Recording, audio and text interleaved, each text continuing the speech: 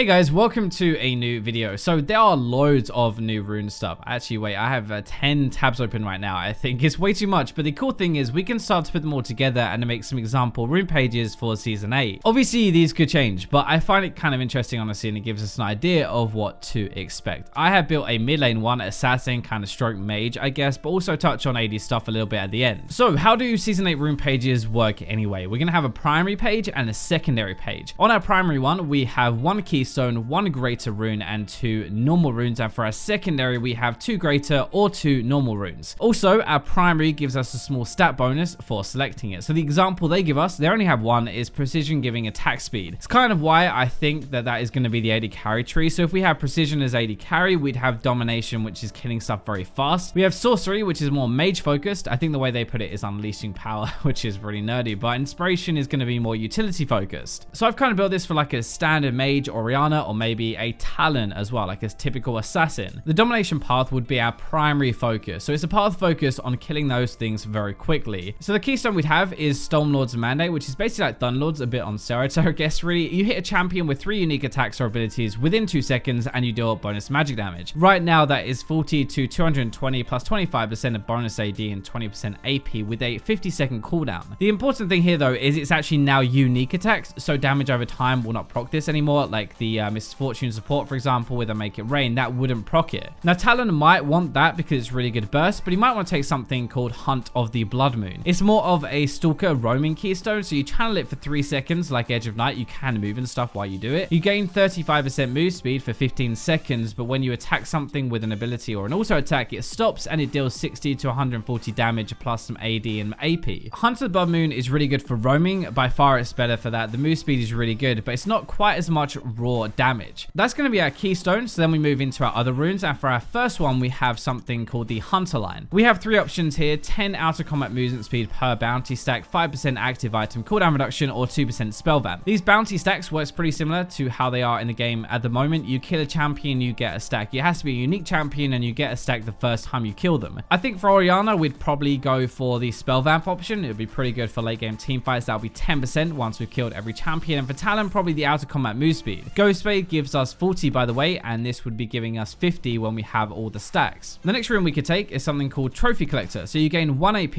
or 0.7 AD when you or a nearby ally kill an enemy champion or a ward. Obviously that's not really that much to start with, but over the course of the game that's probably going to add up. The other options in this tree were things like a zombie ward. Now for the last rune in Domination, we don't have a solid choice yet. They haven't actually made it 100%, but we have something called Perfectionist, which they haven't said where it's going, so maybe this is here. While above 80% health, you gain up to 14 AD or 20 AP. Now this would be really cool for assassins. If this was in this tree, it would kind of make sense. You roam around on full health, and when you actually go in to burst somebody, you're going to have an extra amount of AD or AP. It might be there, it might not. That gives you an idea of what our primary path is going to look like, and now we could go into something like sorcery or maybe even inspiration. Now sorcery is enhanced ability based damage as a secondary, and it's really good for late game damage actually. Well, some of them are. So the ones we're going to take are Gathering Storm. Every 10 minutes you gain AP or AD. The example they give, it would be at 10 minutes you'd have 8 AP or 6 AD, up to 40 minutes where you have 80 AP or 60 AD. Obviously you can kind of tell on an Orianna or something like that, having that much free AP late game is insane. Remember, we get 2 choices in our secondary though, so the other one we could take is called Ultimore. 5% cooldown reduction and max cooldown reduction for your ultimate only. This is only the ultimate ability. You also get 1.5% more cooldown reduction each time you cast your ultimate, and that stacks up to 10 times. Now imagine having loads of cooldown reduction anyway, like on Orianna with her CDR items, and then you have this on top. You can maybe even use your ultimate twice in a fight. That would be ridiculous. Now that might not be for everybody. Maybe Talon doesn't really want to have late game scaling AD. He doesn't really want to have some extra cooldown reduction. So what we can do is we can go into the inspiration path instead. So for our first slot, we could have intelligence. It's 5% cooldown reduction for normal abilities. We get a max cooldown reduction, increase summoner spell cooldowns, item cooldowns, and also rune cooldowns. Or instead of that, we could choose to have free boots at 10 minutes, which might save us a little bit gold, which we can then invest into damage instead. For the other rune slot in inspiration, we could have store credit, where we borrow 150 plus 5 per minute gold. It's a 50 gold fee for using it, but we could actually spike a little bit earlier into the game. Or instead of that, we could have channel blink, so when your flash is on cooldown, you can channel for 2.5 seconds and flash with the 20-second cooldown. Now that's just an example of a typical mage or assassin kind of rune page that we could expect in season 8. You can see you could actually get a pretty decent amount of stats and a decent power spike out of just our rune page. Now, unfortunately for AD carry, we do not have a ton of info yet, but I have compiled what we do have right now. The only keystone we have is most likely Berserk. Now, if this gives attack speed and so does precision as a bonus for the tree, that would make sense. And also, no other role will go past the attack speed cap anyway. Now, 3 seconds after damaging a champion, that would give us 60% attack speed for 3 seconds, which we can extend up to 10 seconds by attacking an enemy champion. As I said, that also lets you go past the attack speed cap, which is great for a champion like Kog'Maw. Now, it's not 100%, but that is most likely where this keystone is going to fall, into the precision tree. The only other rune we have for precision so far is Bloodlust, so you restore 15% health on kill or assist. It's basically like a dangerous game, but on steroids. The other 2 runes we don't know yet. This is why I didn't really want to include a whole page in the video, because it would be clickbait. Like, I don't actually have a full page for you. Maybe that Perfectionist will be there, while above 80% health, gain up to 14 AD or 20 AP. The adaptive part wouldn't really make sense. We don't really need AP on an AD champion. Obviously, we're only going to have AD, but the above 80% would be better for trading in the lane phase. Now, for secondary, we do have a good example though, for our sorcery page like we used for the other one. Gathering Storm, every 10 minutes we gain AD. The example is like at 10 minutes we have 6 AD, but at 40 minutes we have 60 AD. That would be absolutely nuts for an AD carry if they were a scaling AD carry. Think of Twitch or a Tristana getting that much free AD.